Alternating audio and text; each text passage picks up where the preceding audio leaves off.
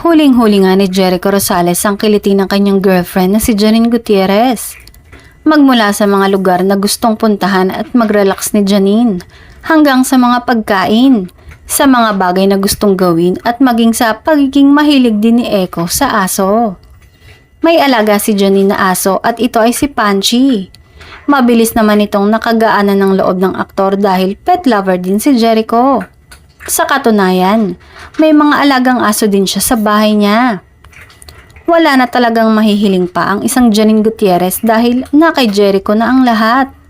Mahal na din ni Echo ang pamilya ng aktres at super close na siya sa mga ito. Magmula sa mga magulang ni Janine hanggang sa mga kapatid niya. At gayon din sa mga tito at tita ng aktres ay hindi maikakailang malapit na din ng aktor.